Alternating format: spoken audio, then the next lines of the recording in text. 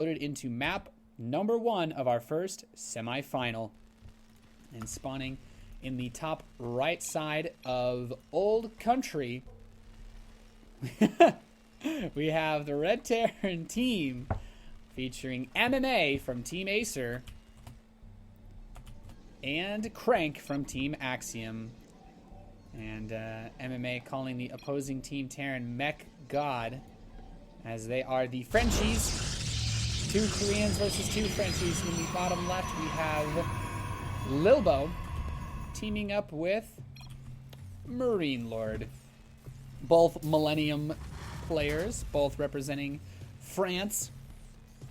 And yeah, they're pretty cool guys. These two have put together some very, very interesting strategies throughout the course of the tournament. In fact, I will go so far as to say that of the players I watched in the qualifying section, they were the fastest to react and switch into some more 2v2 based strategies. And when I say that, I mean builds like the feed type plays, where we've seen them on maps like Dune Trenches go for pushes like the feed into 7-gate warp, 7-gate blink all-ins off of one base, with the Terran player basically just dumping all that dirty mule money.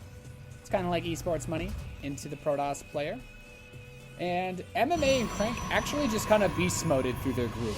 You know, when a lot of people were discussing this tournament when we announced it, and when we were deciding whether or not we wanted to do a 2 versus 2 tournament, the general consensus from the public was that, oh, 2v2, it's like, no, the best 1v1 players will always win. And this team is the one that stands to show that 1v1 skill. You know, considering we have the BlizzCon finalists from 2014 participating, has the potential to go very far. But as I said, this is the only invited team that actually made it out of groups. The 2 invites made it out of the other group, and then of course MMA barely escaped with Pure Legacy and Larry from their group. So this has been, I think, a really good showing of what you can do. And in the qualifiers, we saw teams like Beastie Cutie and Dana. We saw a lot of other really good 1v1 players that were not able to make it. In fact, we even had Tang Tang and Terror Prime compete and get knocked out. Actually, they got knocked out by Beastie Cutie's team because they had some good 2v2. But then they got knocked out by Pure Legacy and Larry, who are apparently the highest ranked 2v2 players pretty much in the world. So, yeah, a lot of cool stuff going on. We have a very fast gold base being taken by Marine Lord, and he's just opening up with a quick Reaper Scout. Of course, if you guys don't know Old Country, there's some giant frickin' rocks in the center of the map that basically say, hey, yeah, you're not crossing the center here. And look at this. He's waiting for the other Reaper. Oh, no, he backs off at just the last second. He backed off at just the last second. MMA's Reaper's going to go scouting. Oh, my God. Lilbo stealing. This is Larry's strat. This is exactly what Larry has done. It's the Larry build. If you guys haven't been tuning into the 2v2 Team Cup, only Larry competing with Pure Legacy has gone for this Protoss opening. Of course, this Reaper is going to delay the factory of Marine Lord just a little bit, so MMA getting some harassment. At the same time, Marine Lord should be able to delay MMA's command center, since he is going straight for a barracks follow-up. You don't have any factories. Wow, the command center does finish, but it's not the gold. The gold base didn't get delayed, just the factory. Now Lilbo opened up with a defensive stalker. I don't think he's looking to get that mothership core, but MMA saw the double Stargate.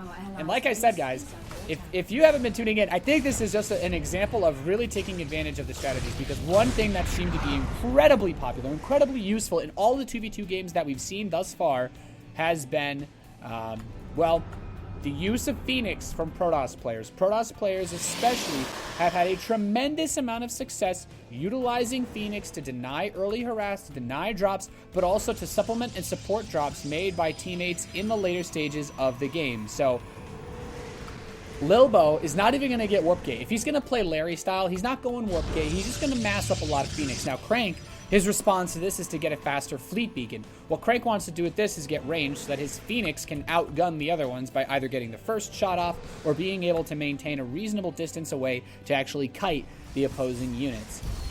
We do have Marine Lord going for some quick Widow Mines to follow all of this up. I imagine that these are defensive. He does not have a starport on the map, right? So Marine Lord actually is banking. Wait. Is he giving his gas to? Oh, he must be giving his gas to Lilbo. That's the only thing, because Phoenix are very, very expensive to produce. In fact, you cannot afford to produce the number of Phoenix that are being built right now off of one base. It's actually not possible. So it's completely done by that.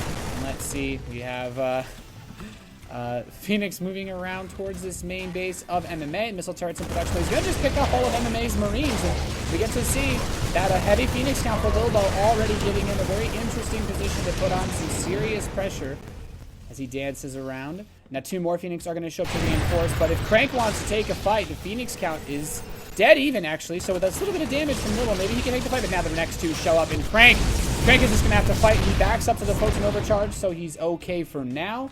And I like that these Widow Mines are kind of placed to catch anything that might jump down this ramp or just fly by the center of the map. In fact, Lilbo could anticipate baiting Crank over there. Crank's Phoenix range is almost ready, but he's only now just getting that second Stargate. And at the same time, I think it definitely hurt MMA a fair amount to have the Marine count cut down like that. Let's take a look at the armies of all the players. Of course, that's a ton of gas in Lilbo's army. No way he could afford that without the little bit of a feed coming from Marine Lord as he just picks up a few more units. He has to stay back up to the missile turrets. He just has to. And let's see.